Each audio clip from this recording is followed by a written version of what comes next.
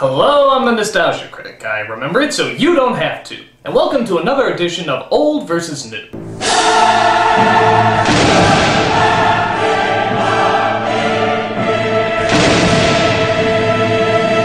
This is where I take something old and nostalgic and compare it to a recent remake. With that said, let's take a look at Lord of the Rings. Becoming the holy Bible of geekdom, Lord of the Rings by J.R.R. Tolkien has revolutionized the style of fantasy and given a whole new respect to the genre. Many of us know about the Peter Jackson movies based on the books that came out between 2001 and 2003, but there was another version that came out in the 70s that a lot of people don't know about. This was Ralph Bakshi's Lord of the Rings. While considered both a critical and box office disappointment, Bakši's Lord of the Rings offered a very different take on the classic story, and has since then either been loved by fans or detested by them. But is it anything compared to the big-budget extravaganza of the Jackson movies? Now, technically speaking, this is all opinion-based. But I have an online show, which automatically means that my opinion is better than yours. Nah. So, let's take a look at Ralph Bakshi and Peter Jackson's Lord of the Rings.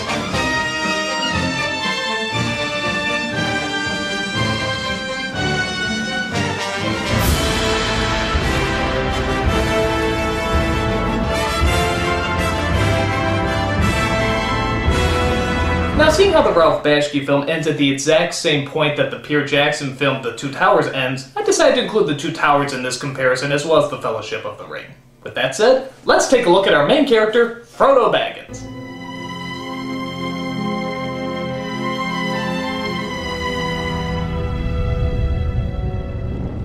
One of the things I love about the Jackson Lord of the Rings movies is the casting.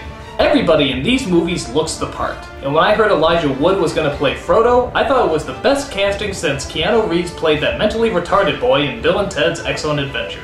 But my own adventure turned out to be quite different. He was kind, innocent, and extremely vulnerable, but maybe a little too vulnerable. In the Bakshi version, Frodo is just as wide-eyed and curious, but he does fight back, and can also stand up for himself. Now true, they both saved Sam from Gollum, but the Bakshi one seems to be a little tougher and in control. I would put it on and command you to leap off a cliff or into a fire. And you would do it, Smeagol. Like here's when the Black Riders try to attack. Frodo actually gets out his sword and does try to fight. In the Jackson one, he just drops it! If you could kindly stab yourself with that, I'd be most thankful. Or how about another encounter with the Black Riders? Even though he's sick and can barely stay awake, he actually manages to make his way past the river and even intimidate them. The ring! The ring! By all the Shire, you shall have neither the ring nor me! The Jackson one just sort of passes out and lets someone else carry him off. By the way, how does that work? If the sword wound works its way to his heart, he becomes one of the Black Riders? Would I have? You would have become like them, one of the ring wraiths. Wouldn't that be a little, awkward? I mean, I don't think they look as intimidating if a little guy in a cloak is running around. Maybe they just give him a desk job. I do hate Mondays. Even though I love Elijah Wood as Frodo, the Bakshi one just seemed a little stronger, as well as closer to the book. No offense, Wood, but point goes to Bakshi. What do you know about it? Nothing! But what about the supporting cast? The little people who make it possible for the other little people. There's a lot to get through, so let's take a gander.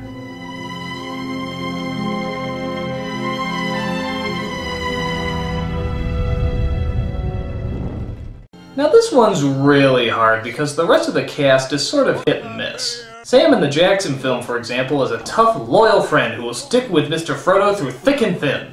Don't you leave him, Samwise Gamgee, and I don't mean to. While Sam in the Bakshi film is... Oh my! Oh, hooray! Not. I mean, good God, what did they do to you, Sam? I really don't know what went wrong with this character, but they fucked up royal. Save me, Mr. Frodo! Oh, Mr. Frodo, he's gone! He's sick and he needs a rest. Help, I'm drowning! And I want my bottle! Someone give me my bottle! Oh, hooray! Oh, God, shut up! Which is funny because Merry and Pippin are at the opposite ends of the spectrum as well. In the Jackson film, they're a little overplayed, making them a tad too goofy, but still all around likable. That was good. Let's get another one. Where in the Bashki film, they're actually underplayed, seeming a little bit more like real-life people, but to be honest, not leaving much of an impression. You cannot trust us to let you face trouble alone and go off without a word. We're your friends, Frodo. Well, thank you, Pippin. I'm Merry. Whatever, you're all short. Gandalf is good in both versions, creating that strong mythical element while also mixing in the side effects of his age. Oh, useless. This last journey must be for others to make. Ah, and who are they to be? That is what they're trying to decide here. My only problem is in the Bashki film, he's a little too over the top. Like, compare these two scenes where he yells at Pippin. Fool of a took. Throw yourself in next time and rid us of your stupidity. Fool of a took. Throw yourself in next time. Fool of a dick. Won't you? Won't you? Won't you?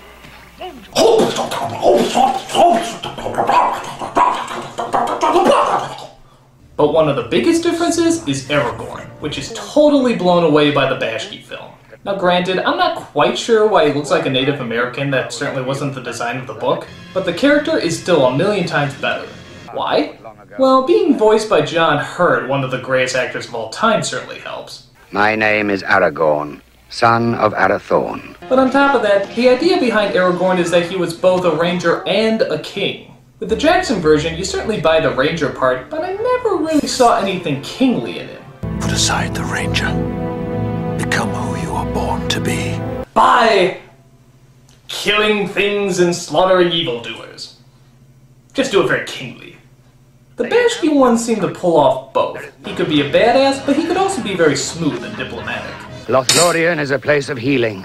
There is no evil in it, unless a man brings evil there with him. On top of that, he could also be very intimidating. Because if I wanted the ring for myself, I could have it. Now. Please don't kill me. The Jackson one never seemed to have that confidence or inner strength that the other one had. I mean, the only kingly thing he ever did was make a motivational speech. I see in your eyes the same fear that would take the heart of me. A day may come when the courage of men fails, but it is not this day. This day we fight! I mean, who the hell could possibly get a role of leadership by having no political background and just making a bunch of pretty speeches? Okay, fine. But you gotta give them credit. They both have totally different ways of dealing with their problems. For example, when a horrible threat comes across King Aragorn, he bails them out with billions of dollars and hopes they know how to spend it wisely. Bajing! For Aragorn's weaknesses, though, the Jackson film makes up for it with the addition of Gollum, which is done much better in Jackson's version. Again, the Bashki one isn't bad. They certainly have the addiction down and the hinging towards madness. Oh, yes. Yes, indeed. Nice hobbits. But the Jackson one really took the character to a whole new level. He was devious, but sympathetic. When bad things happened to him, you felt genuinely sorry. That would kill us! Kill us! Plus, they really play around with the split personality bit. Leave now and never come back. No! Leave now and never come back! I think we want Diet Coca-Cola. No! We want original Coca-Cola Classic! But we have 200 calories, we're trying to lose weight! No! We lost the calories! We love all of them! You suck! Hell, you suck! There's of course a ton of other characters, but they're all kind of on the same level. They're good, but not great. Each having their strengths and weaknesses. Tough call, but I am gonna go with the Jackson one. Mostly because they have more time and 2 movies to flesh their characters out. And that's a huge advantage. Sorry Gandalf, we still love you. Fool of a dick. Won't you? Won't you? But heroes don't mean crap unless you have some good villains to go up against. And these movies have plenty. Here they are.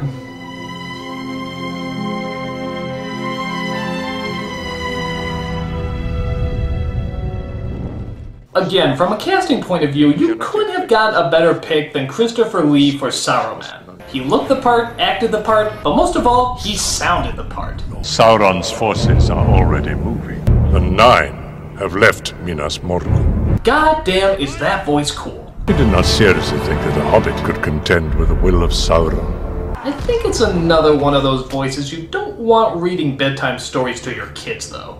Once upon a time, there were 3 bears. 3 innocent, sweet, unsuspecting bears. The one in the Bashki film is okay, but you don't see much of him. Where is the ring, Gandalf? Would you rather see the Dark Lord have it, or Saruman of many colors? No, please, don't flash me!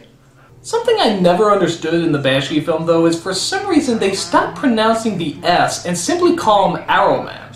Why? Is the S suddenly a bad word? Only because Arrowman is kind. It should have been his friend Arrowman. How long since Arrowman? Saruman, you idiot! It's pronounced Saruman! The S isn't silent!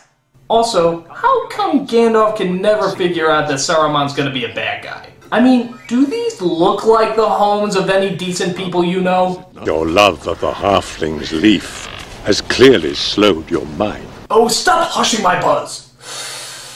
The Black Riders are a little hard to decide between two. I mean, the Jackson ones were cool, especially how you never see their faces. But the Bashki ones were also pretty intimidating, ranging from fragile, creepy folk to tough soldiers of darkness, almost as if their powers veered in and out at times. Though again, they do go a bit over the top at moments.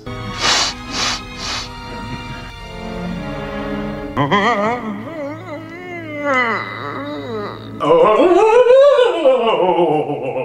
get the Tylenol. Also in the Jackson version, I thought the way they looked when you put the ring on was a little goofy. In fact, I never liked the way things looked when you put the ring on. It's like a 3rd grader went nuts with the smudge tool on Photoshop. In the Bashki film, they don't really change, but you can tell you've entered a different world. Everything's slower, the color changes, it's almost like a different state of being. But for me, the big deciding point is the Lord of Darkness itself, Sauron. And, believe it or not, I actually like the Bashki one better. Simply because you never see him. The most we get is a guy in a Viking hat, which isn't very intimidating. But everything else is kept a mystery. You never see him, but you can always feel his presence simply by the way people talk about him. Under the power of Sauron, the Dark Lord of Mordor. Look at the scene with the eye in the fountain. You can't even tell that it is an eye, but the fear that fills everybody is still present. Do not touch the water. He is looking for you. The door is closed. If your quest fails, then nothing can stand against him and we are defenseless. Now let's look at the Jackson film. It's just too overblown. The eye looks more like a lizard's eye, which indicates Sauron is more of a monster than he is a man. And even his costume seems over the top. There's just nothing subtle about him. When I think of the Lord of Darkness, I think of something sneaky, conniving, and quiet. Not loud, bombastic, and in your face. I always saw Sauron as a plotter, someone who's waiting to strike in the shadows. Where this guy seems like the Hulk's metal pincushion. Sauron smash! Oh, sword mean! Sauron have explosive diarrhea! Sauron go boom! So, like I said before, tough call, but seeing how less is usually more, I have to go with the Bashki film. Because let's face it, no one can bring the dread and feelings of doom than the guy who directed Cool World. Point goes to Bashki. Hooray! Shut up!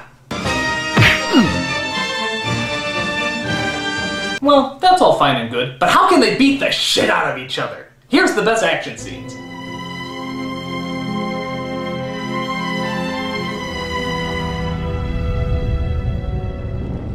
Now both these films are unique in how they do their action scenes. Jackson's movies are a little bit more acrobatic and inventive, where Bashki's is a little bit more gritty and bloody. It's interesting too how the Jackson films do the Battle of Helm's Deep in all blue, and the Bashki film does the battle in all red. I don't even know why it turns all red. It just looks really cool.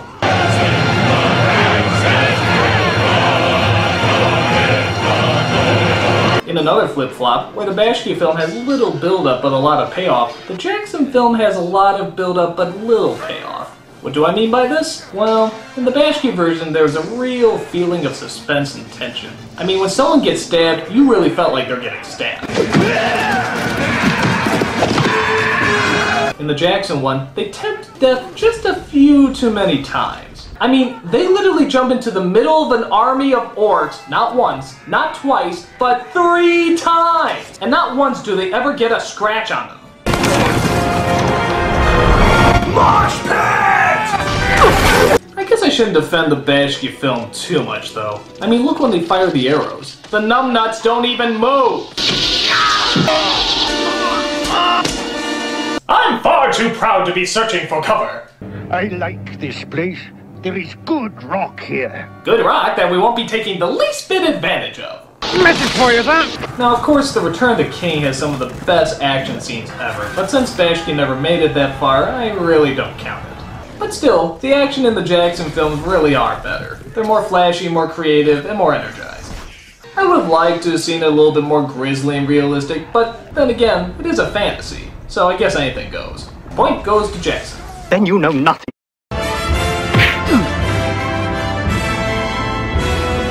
So once again it comes down to story. Which one had the better plot, the better pacing, and the better delivery? Let's take story for the win!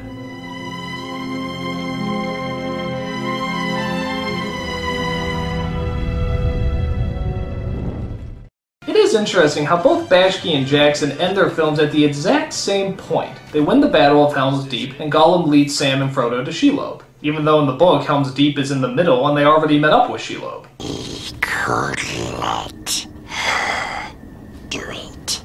She might help, yes.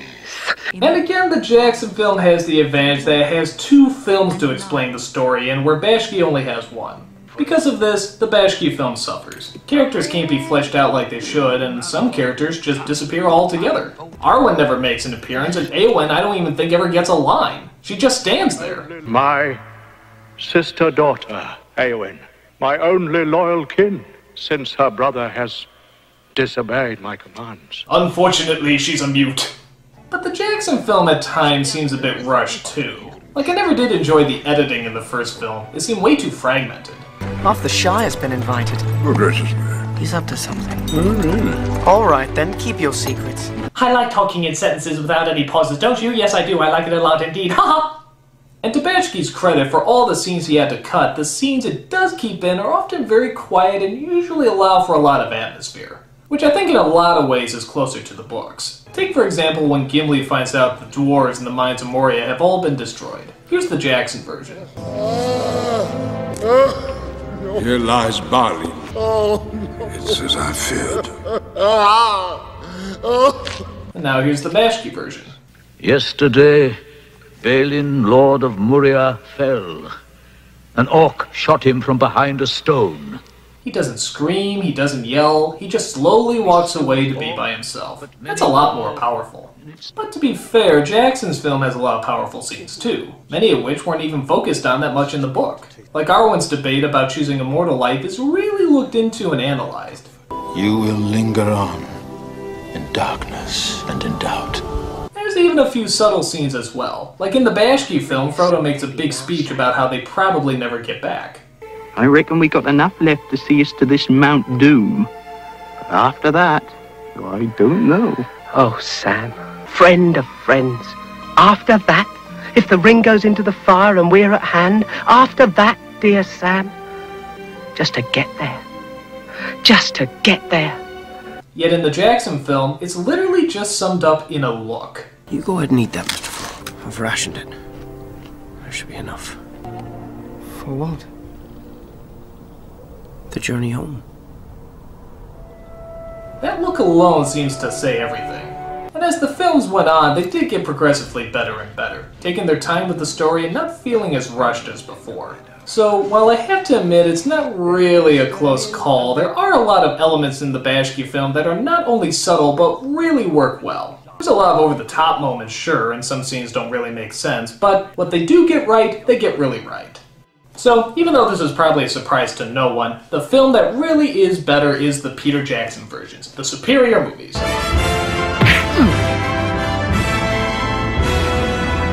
So there you go, Peter Jackson versus Ralph Bashki.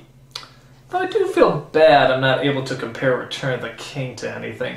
Oh, wait a minute! The Wrecking Bass version! That's right, they did Return of the King! Well, I'll just compare those two then. There's a way.